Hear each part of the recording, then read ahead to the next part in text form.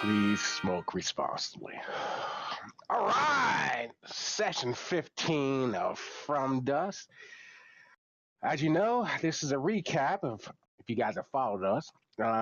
If you didn't know, we are a guild called D&D 420. We're playing the world created by our guild master and friend Jim, which is centered around a city called Vulkaminar. All right, and I am your host. My name is Tommie. I play Throven, which is a monk, cleric. He's priest of Simonkov, has love interest, but now he's getting infused with Simonkov being a more capable fighter, and this time he's agitated. I'm Mike, and I play Raspip, a creepy little gnome illusionist who's currently harboring a life-shattering secret. And I'm Matt. I play Vras, the shape-shifting barbarian from the Cave Lion tribe, also known as the Holy. All right, and the additional players are playing is Nathan. He plays Nassau, which he's a dust blade. I mean, do you guys want to speak anything about Nassau? Just give a little bit. Stiefling. Tiefling, yes. Also, another buddy of ours, Brock, who plays a dwarf rogue, going to ranger now. Pip's oldest and dearest friend. And of course, our buddy Jim, who is also known as the Grand Tormentor. He probably doesn't like that name, but he's also our guild master, like I said before, leads Guild 420. And after this, look for After Dusk. It will be on Spotify by searching D&D 420. All right, let's begin, gentlemen. Opening thoughts, excitement. Whew. This. A lot of tension in the group. The whole tension is. I mean, I think the whole session was tension. Nah. Well, yeah, it was actually. I mean, come on, really, come on. From your side, I mean, we gotta get in this recap, and we gotta talk about this because I think the whole session was about tension. I loved it. Yeah, same. When we started off, we were still in Schnagel Coppervein's house. We were still having tea with him. We had just learned that it's going to be 70 sleeps to get home. And we didn't want to take the one mode of travel, right? Which is the Fey magic. Yeah, he had offered up a Fey magic, kind of a stone walk-esque spell that we could use, but he didn't like it, and none of us were too keen on it. We eventually decided on mounts. Coppervein sold us mounts, which were Nashhorns, which is 6-legged riding lizard. And I don't know if it was good price. I've never dealt with Nashhorns or anything like that. Well, I say it's a good price. What did he give away? Was it those pearls you can use for identify, I guess? What was he giving away? I think it was he gave 5 moonstones. I don't know. I have no idea what a moonstone is. I don't know. Honestly, I think you guys got them in the session that I was late to. I think they came out of the abandoned church from the Dead-Eye Tyrant. Oh, that could have been. Yeah, he probably could have. Oh, that's right. I think he pocketed them. We don't know anything about him. I think he pocketed him. I don't remember. Well, he did it very well. Yeah, because I didn't know anything about him. He's like, oh, he's paying for it. Yeah, I think he went and searched someone and it had someone. So we never really know what moonstones are, but he seemed happy with it. So he also asked for lodging for the night. I think that Nassau, I know Pip for one. I think actually the general consensus was we all kind of wanted to hopefully pick his brain a little bit more. So we bought lodgings. Not me. I wanted to leave. I didn't want to stay. Roven did not want to stay. Yeah, you talked about that with Vrask a lot. Yeah, Vrask and decided to stay away from the house. That's the reason why I slept outside. I didn't want to stay. I wanted, remember, I wanted to go, and Nassau said, "Then go." It's like, He did. Well, you guys offered to do chores and help the Darrow out in order to be able to stay on his property. So that's what you guys ended up doing, correct? Yeah, we offered because we want to stay in the house. I don't know.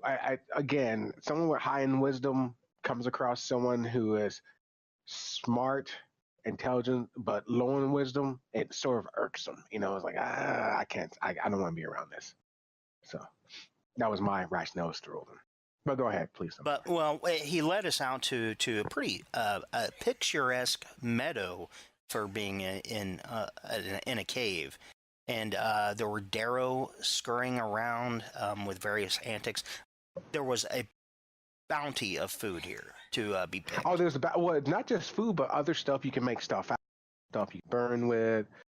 There was spices there. There's just a lot of stuff in that garden that he had. There was lots. Strangleweed. Yeah, yeah, that's what. Yeah. Well, no, it's right now. That is leading right up. Now? yeah, because I think that's when we first got out there. I think the Darrow were running around, and one of them offered that to you, Throven, at first. Yeah, he did offer it to me. Yeah, I didn't know what it was, so I gave it to Rast, thinking that he would maybe identify it more or whatever else. I started eating it. Yeah, taste it. That's the best way to find out. I guess so. Ended up choking me. My whole, my mouth and face got swelled up real bad. Couldn't speak. Couldn't breathe for a little bit. The fucking Darrow. Yeah, well, that was your fault. Well, no, I agree. The Darrow are assholes, man. So they're enslaved, though, as we can see. Brass doesn't care so much. He's a cold one. I would like to see more about the Darrow, but well, I mean, we may learn a lot more about again. Sabankov loves a good trick. It's fine. It was a good trick, and I think we learned a way to calm or quiet Vrask a little bit, non-magically, and or anybody for that matter. But yeah, we did pick up more. We did get some more of that stuff. Yeah, I ended up finding some more. To break away a little bit, while you guys were doing that, Brock, Nassau, and myself, Pip, strolled along with Schnagel on his grounds to a garden or something, was kind of asking him, okay, what do we need to expect on our travel? You know, there's other civilizations or settlements or whatnot. He told us that there was a place, the next place we're going to run into is Moorgrave Gap, and that it may be ruled by humans, and it's not to be fooled with. I think he said that you think the people from Fetzermill were bad. These guys are terrible, so you may want to just go around in many ways because their gates are going to be closed and whatever. Which tickled me, is Pip. But after we had that little bit of discussion, Pip continued on with Schnagel to talk a little bit more about Alistair, while Vrask and Brock rejoined both you, the Throven, and Vrask back at the campfire. Now we have to stop here because when you guys walk to a different place and start talking, myself and Vrask, Throven and Vrask, and what we were talking about is that we never get credit for anything. We never get due. It feels like they're still treating us like we're kids. They're not really listening to us. It's like we're, this is it, and they sort of just brush us off. So that's what we were talking about. Were we not, Matt, during that time? No, Throven and Vrask were definitely. We were talking a lot about that. Yeah, we were talking like... We weren't appreciated. Yeah. And we're the ones that go into battle. I heal, you take most of the damage, and they mostly sit back because... Oh, really? We even talked about not fighting next time. Yeah, we even talked about that. It's like, we're next time... I mean, obviously, when we got the Legend saw the bear or whatever else later on, we were going to fight. But I'm saying we have to choose our battle. But we talk about, like, we'll see how we do because we see Nassau not really engaging. His first couple of spells may be distant spells, so they just sit back. So that's what we're talking about. And then when you guys come back, that's the beauty of the multiple channels that people can go and kind of have a private conversation. And I had no idea that Throven, of course, was sowing those seeds of discord with Vrask. So it's going to be fun. Is it really seeds of discord? Because I'm just playing with you, man. Seeds of discord. No, that's wonderful, man. That's going to be awesome to play as well. And then when you came back and said, like, hey, this is our travels, there's a human town coming up next, we're probably going to skip it. We just had this conversation, so that's the reason why we're like, well, fuck you guys. No, we're going to. That's coming off that. You see, It's beautiful, and that had to have been fun because I Yeah, it had didn't to be know. Yeah, we had just talked about that, and we come up, and you guys come back, and then you guys come back and say, "Yeah, this next town it has all these, it has humans in it. We're skipping it," and that's what set us both off. Like, oh, fuck you! Because I asked Nas, I said, I was like, I asked Nathan, I was like, Nas, have you talked about? I mean, did you explain a little bit? Because I was still gone a little bit. What we're going to come on. He's like, oh yeah, the Moorgrave Gap, and then it's run by humans, and then I got to be like, but we're gonna have to skip it. Yeah. Oh, dude, it was good timing. Was fun. It was perfect timing because you guys stepped away. We were talking about the camp, talking about how the actions guys portrayed out, especially this thing and this encounter that we have with Copper Vein, and then you guys say that, and it's like beautiful. It's like sets it up. It's like, all right. we're not taking it anymore. Yeah, well, and we talked about that quite a bit. I think while we were sitting and eating and whatnot. I think there was actually pretty good food, and you actually prepared some for travel as well. I prepared. I was preparing food for travel, so yeah. And that's when we talked about it, and I think you went off with Copper Vein again. Well, me, Brock, and Nassau decided, okay, we're going to bed, and instead of sleeping out at the camp, because Copper Vein even set up a camp, the campfire and everything. I think was magical. But I thought you went off to speak with Copper Vein, and then when you came back, you had your hand in your pocket twiddling with something. No, that was during the discussion. I'd already talked to him.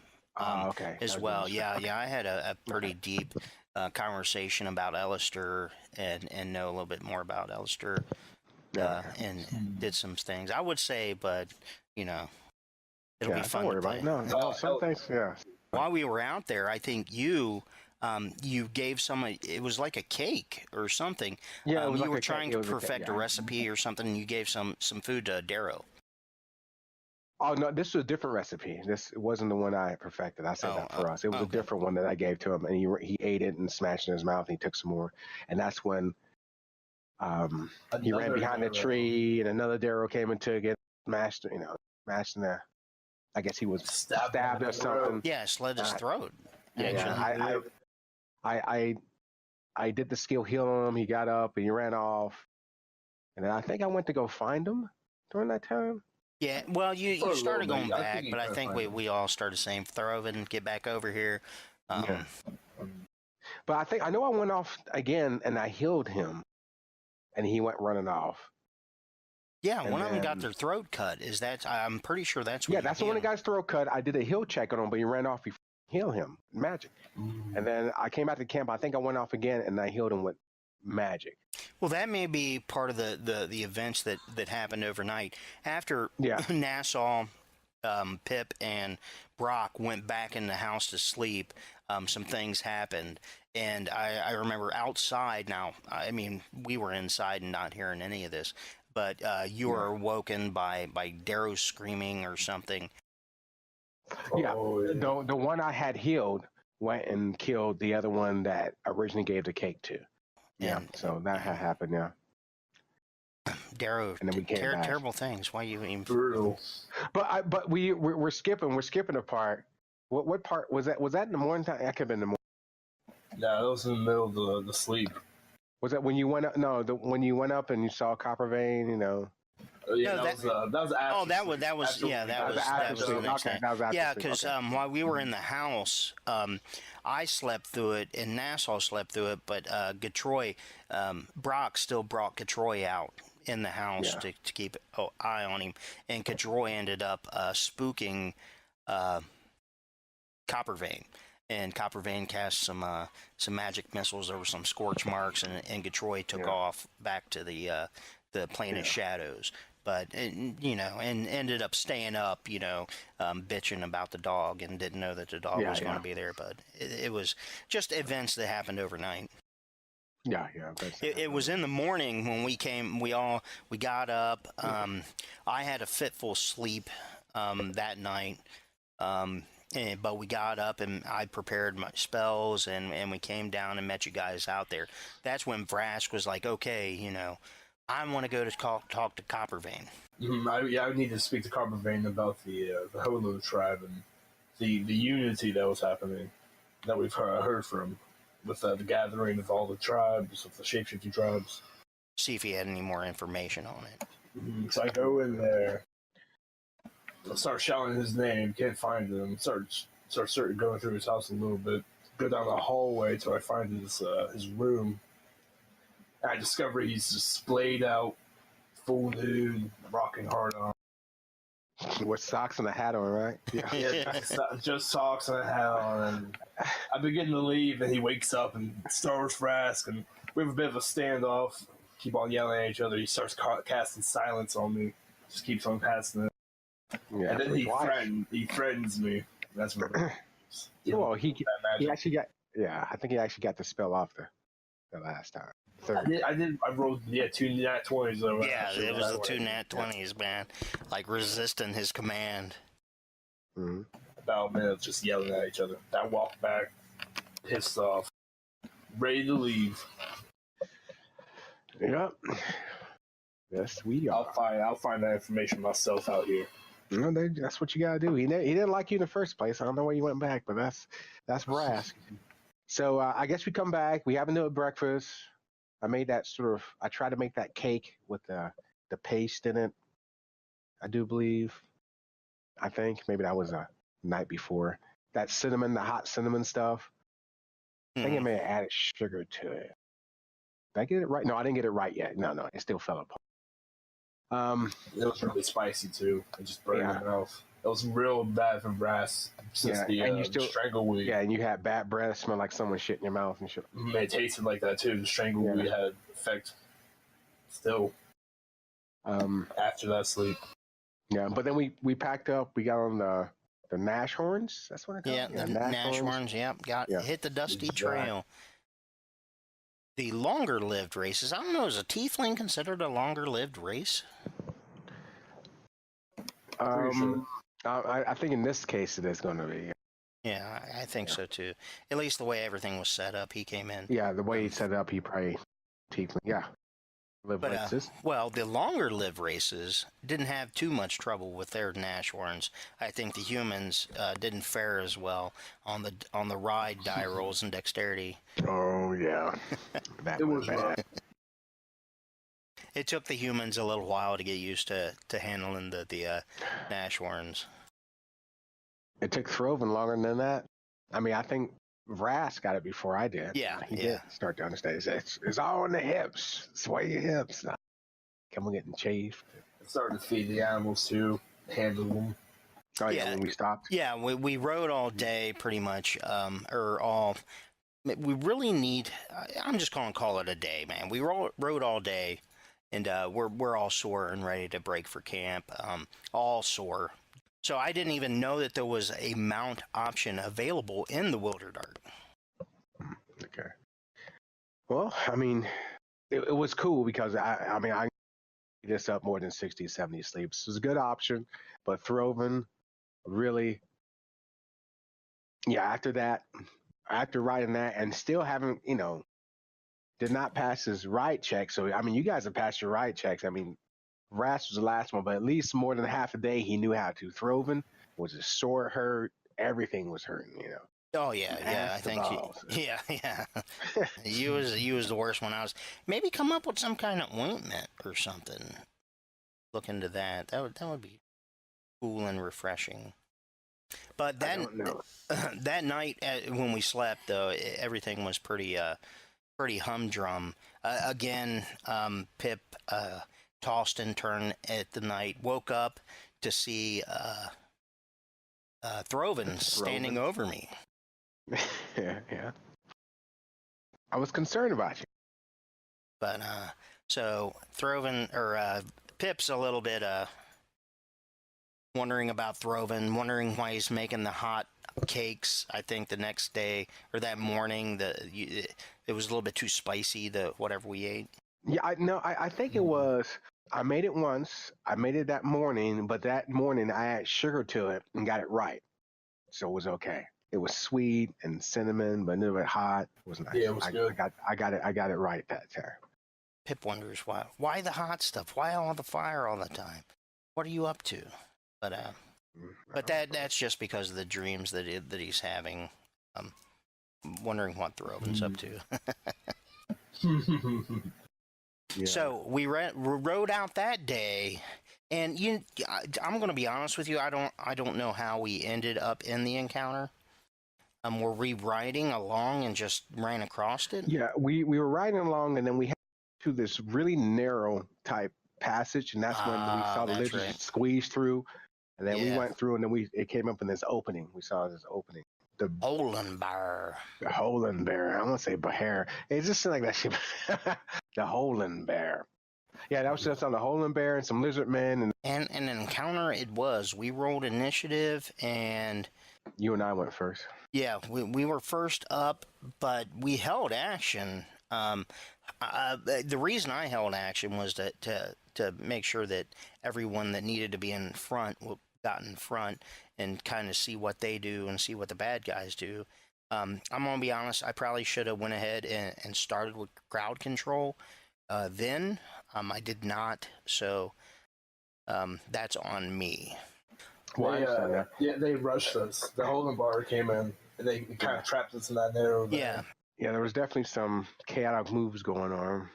You know, the dwarf was sort of in front with you, so, and I was in back, and Nassau was sort of like right in front of me. So it sort of put us in a bind, especially since he's like a ranged fighter more so than close up. But he did do some damage. I think he ended up taking 2 of them out. Yeah, he did. Yeah, I think the last one got him. But he was definitely getting, pelted. Oh, yeah. He was focused. That was, I think he was focused down is what it was. Because I know that I focused on the biggest threat, the Holenbar. I cast, Phantasmal Strangler to deal with it. They got to go before the rest of our party did. It was me and you and then them. And we were bam, we got capped in a bad situation. Throven cast, I think it was Bull Strength and then Magic Weapon on top of that before moving up, So the third round he moved up and he intentionally, I wanted to show, I guess, foreshadow a couple of things. I remember bumping into, I remember saying I hard bumped into Nassau. And I don't know if you guys remember me saying that. Yeah, I passed my heart, shoulder in that shoulder check, going up and fighting. And I think I even did the same thing to Varas. Yeah, I think you did, because you ended up in that top, that corner, or in that middle part there.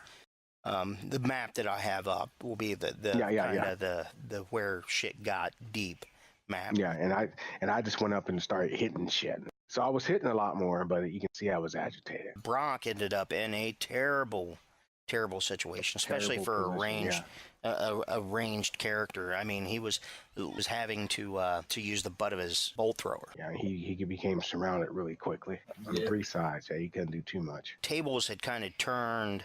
I think it was after the Holenbauer went down. That's when I did the shit that I should have done before. It was the crowd control and did the major image with Matiglia. I figured everybody knows Matiglia. We're not super friends with him, but he shouldn't be here to kill us. So I figured everybody would know him because I wasn't trying to. At this point, I mean, even though Pip is a trickster and I've cast fake fire on us and stuff and reveled in that, this was not a situation for that because Brock had went down. Yeah, Matiglia was an Ifrit that we ran across in the plane of fire. So we had talks with him. He had helped us out and kind of sent us on our second leg of this adventure. Is the way I see him. But yeah, of course. So even if people failed their will saves, they wouldn't necessarily think he's a threat, that he's here to help us. Yeah.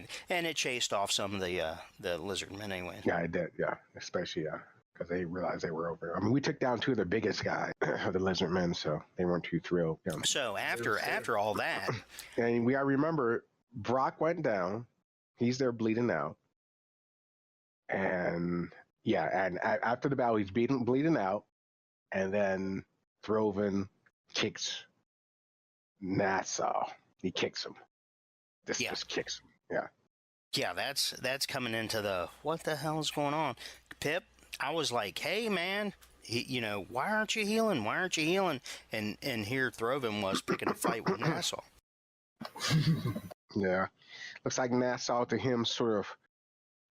I know he rolled a 1, but and Throvin that state looks like he wasn't taken seriously again, and just swinging his sword like he intentionally missed on purpose. So that's the reason why you start to see him got into his face, and talking in third person, of course, of the spell. Yeah, that was an odd thing too.